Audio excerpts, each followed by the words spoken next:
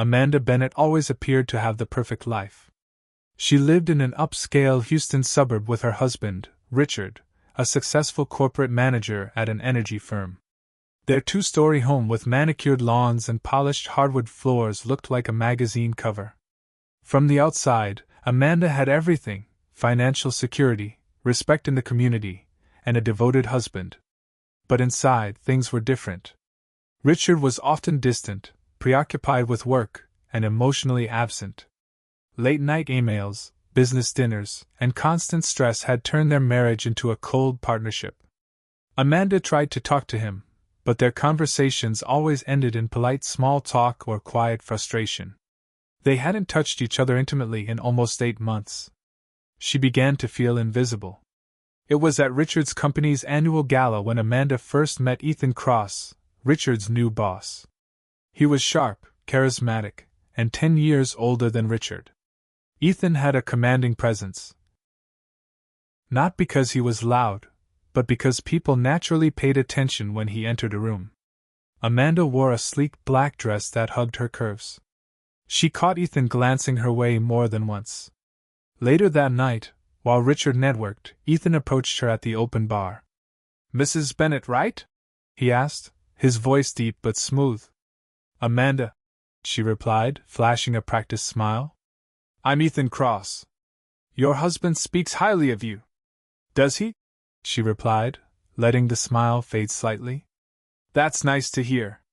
Ethan's eyes lingered on her. "You look stunning tonight." Amanda raised an eyebrow, flattered but cautious. "That's very kind of you, Mr. Cross. Call me Ethan." It wasn't much, but that short conversation made Amanda feel more seen than she had in months. A few weeks later, Amanda ran into Ethan again, this time, unexpectedly, at a local cafe. He was seated at the back, reading something on his tablet. She almost walked past him, but he looked up and smiled. "Amanda," he said warmly, standing up. "What a surprise." She smiled politely. "I didn't know you lived around here." "I don't. Just needed a break from the office." He gestured to the seat across from him. "Join me?" She hesitated, then nodded. "Sure." They talked for nearly an hour. About books, about travel, about how exhausting Houston traffic could be. Nothing inappropriate, just refreshing. Over the next few weeks, these accidental encounters became intentional ones. Coffee. Then lunch. Then a private wine tasting event he invited her to, claiming he had an extra ticket. Each time, Amanda felt more alive. And she didn't tell Richard. One afternoon, Amanda and Ethan were walking through a quiet sculpture garden downtown. They laughed, shared stories, and sipped iced coffees. The sun filtered through the trees in a way that made everything feel surreal. As they stood in front of a marble sculpture of two intertwined figures, Ethan looked at her. "You deserve to be loved like that," he said quietly. Amanda looked away. "Ethan, this isn't right." "But it feels right, doesn't it?" She turned toward him, and he gently brushed her hair behind her ear. "Tell me you don't feel this." Amanda didn't answer, not with words. She kissed him. That kiss opened a floodgate. They began seeing each other in secret. Hotel rooms, weekend trips under the guise of visiting a friend, late-night texts filled with longing and guilt. Amanda was conflicted. Part of her knew what she was doing was wrong. But another part, the one that had felt neglected and forgotten for years, clung to Ethan like a lifeline. He treated her like she mattered. He listened. He made her laugh. And more than anything, he made her feel desired. Richard, on the other hand, remained oblivious. Or so she thought. It all unraveled one evening when Amanda came home from one of her spa weekends. Richard was sitting in the living room, a glass of bourbon in his hand, looking pale. "Where were you?" he asked without looking at her. "With Claire. At her cabin in Austin." He looked up, his expression unreadable. "You weren't." Amanda froze. "I had IT go through my company phone logs last week. Ethan's call history includes over 30 calls to your number. Not to mention the security footage from the garage last Friday. Amanda felt the blood drain from her face. I didn't want to believe it, Richard said. But here we are. She opened her mouth, but nothing came out. I'm not going to beg you to explain. I just want the truth. Amanda sat down slowly. I never meant to hurt you. But you did. There was a long silence before Richard stood. I'll sleep at a hotel tonight. We'll talk about the rest later. In the weeks that followed, Amanda and Richard separated. The divorce papers came faster than she expected. Ethan offered support. He even offered to leave the company, fearing his position might complicate things for Amanda or appear manipulative. But Amanda wasn't ready. Guilt hung over her. Despite everything, Richard had been loyal, hardworking, and stable. He didn't deserve betrayal, even if their marriage had been falling apart. Amanda took time off. She traveled alone. Spent time journaling, processing her choices, and confronting her pain. She stayed away from Ethan. Until one day, he showed up at her door. I know the timing was wrong, he said. But what we had wasn't fake. I love you, Amanda. She looked at him, tears in her eyes. I need time, Ethan. And I'll wait, he said. As long as it takes. 6 months passed. Amanda moved into a small townhouse across the city, away from the echoes of her old life. The days were quiet, sometimes painfully so, but she welcomed the solitude. She spent her time volunteering at a local women's shelter, teaching art therapy, and rediscovering who she was without a husband, without Ethan, without anyone's shadow. She thought about Richard often. He wasn't cruel, he wasn't a monster, just emotionally disconnected. They had grown apart long before Ethan ever entered the picture. But the betrayal still haunted her. She owned that guilt. It was her cross to bear. And Ethan? He texted her every few weeks.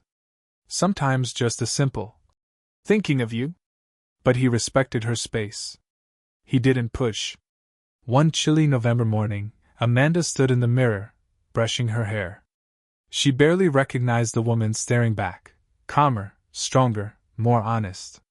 Not perfect, but whole. Then came the letter. Amanda returned home one evening to find a plain white envelope in her mailbox. No return address. Inside was a single page. Amanda, I spent a long time trying to understand what went wrong between us. At first, all I felt was anger.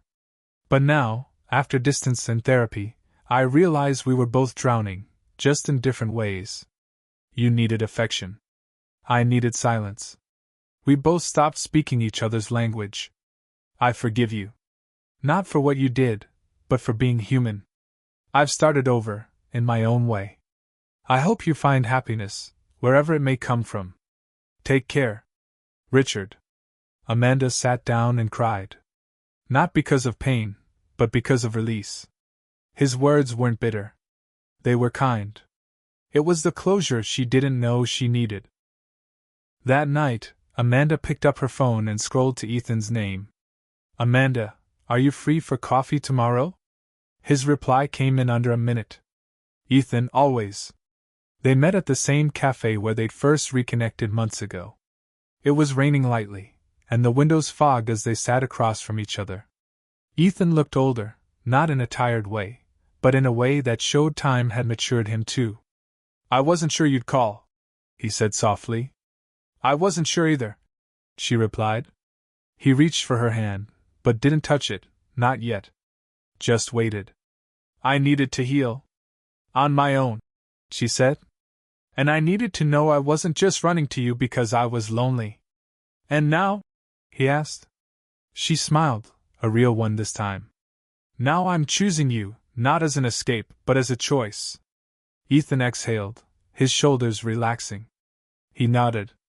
Then let's start right. No secrets. No hiding. No more lies, she added. They clinked coffee cups like a toast. It was simple, but it felt profound. Over the next year, Amanda and Ethan began building something honest. They weren't perfect. Amanda still flinched when things got too comfortable, worried she'd lose herself again. Ethan, a man used to control, had to learn patience. But they communicated. They argued. They made love like adults who had known heartbreak. One evening, while watching a thunderstorm from their shared apartment balcony, Amanda rested her head on Ethan's chest and whispered, "I never imagined life would turn out this way."